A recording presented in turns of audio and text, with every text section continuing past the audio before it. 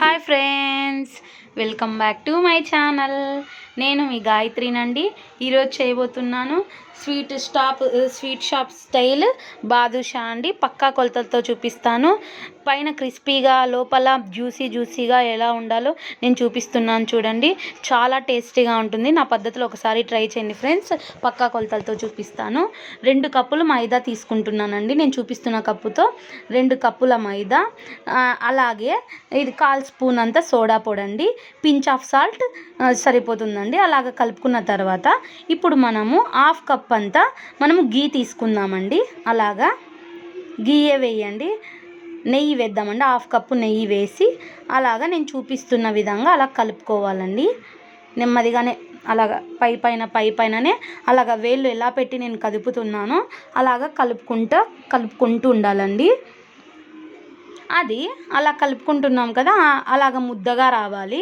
మనము నెయ్యి వేసిన తర్వాత అలాగ ముద్దగా నేను చూపిస్తున్న విధంగా అదే పనిగా మీకు కనబడాలని 2 టైమ్స్ చూపించాను. ఇప్పుడు నేను 1/2 కప్పు వాటర్ వేస్తున్నానండి.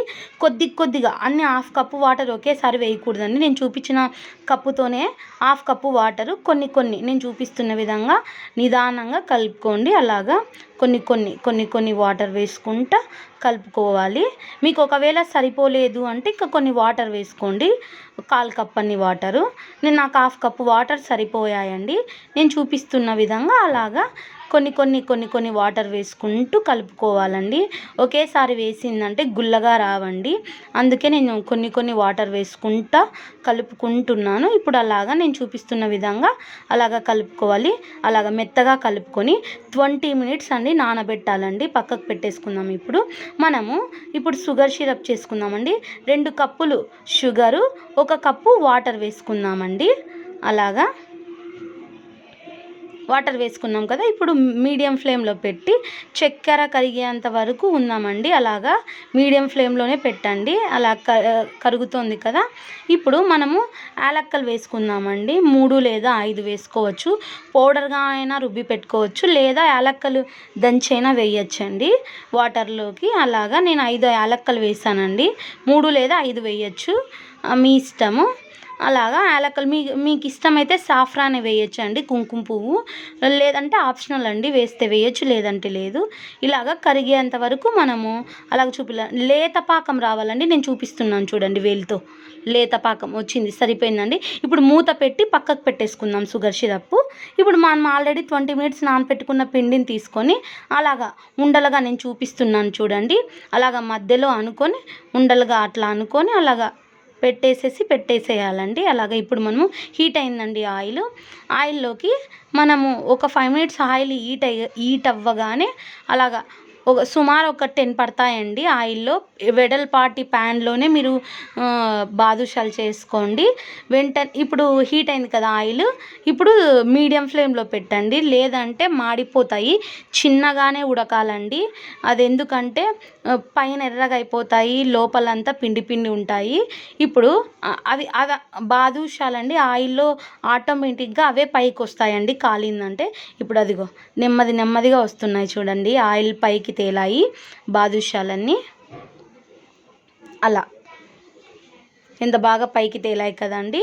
ఇప్పుడు మనము అవన్నీ అలాగ పైకి తేలాయి కదా పూర్తిగా, ఇంకా అదిగోండి ఇంకొకటి తేలలేదు. అలాగా అన్నీ పూర్తిగా పైకి తేలాయి కాబట్టి ఇప్పుడు మనము వాటిని టర్న్ చేసేసుకుందామండి. అన్నీ ఒక్కొక్కటి అలా టర్న్ చేసేసుకుందాం వెనకల వైపు.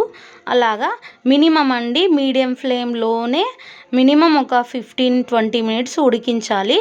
గోల్డెన్ బ్రౌన్ కలర్ రావాలండి. నేను టైమింగ్ చెప్తున్నాను కానీ గోల్డెన్ బ్రౌన్ రావాలి. అదిగో నేను చూపిస్తున్నాను చూడండి, మీడియం ఫ్లేమ్లోనే పెట్టాను మంట, హై ఫ్లేమ్లో పెట్టద్దండి. ఇలాగ నేను చూపిస్తున్న విధంగా గోల్డెన్ బ్రౌన్ రావాలండి. మరి వైపు టర్న్ చేసేసుకుందాము. అలాగా చిన్న మంటతో ఉడికితేనే లోపల వరకు ఉడుకుతుందండి. పిండిగా లేకుండా పైన క్రంచీగా లోపల జ్యూసీగా ఉండాలంటే నేను చూపిస్తున్న విధంగా అలాగే ఆయిల్లో చిన్న మంట పైనే ఉడికించాలండి. అలాగా నేను కాలిన వెంటనే మరోవైపు టర్న్ చేస్తున్నాను. అలాగా ఒక 4-5 టైమ్స్ టర్న్ చేసుకోవాలండి. అలాగా మరీ కాలుతున్నాయి, మరి ఇప్పుడు టర్న్ చేసేసుకుందాము. ఇప్పుడు అలాగా కాలాయి కదా, మరీ టర్న్ చేస్తున్నాను చూడండి. మళ్ళీ ఇటు సైడ్ అట్లా ఒక 6-7 టైమ్స్ టర్న్ చేసుకోవాలండి. ఎర్రగా కాల్చుకోవాలి, క్రిస్పీగా కాల్చుకోవాలి, లోపల వరకు పిండి అంతా కాలాలండి. అలాగా ఇప్పుడు సరిపోతుందండి. అయిపోయింది చూడు, గోల్డెన్ బ్రౌన్ ఎంత బాగా వచ్చేసాయి కదా. నేను చూపిస్తున్న మీడియం ఫ్లేమ్లోనే ఉడికించాలి. ఇంకా కొద్దిగా మంట తక్కువ పెట్టుకున్నా పర్లేదండి. ఇప్పుడు అన్నీ ఒక జార్లోకి తీసేసుకుందాము. మనం ఆల్రెడీ షుగర్ సిరప్ చేసి మూత పెట్టుకున్నాం కదా, తీసేసి దాంట్లోకి షుగర్ సిరప్లోకి వేసేద్దామండి. అలాగా వేసిన ఒక 3 మినిట్స్ ఉన్నిద్దామండి.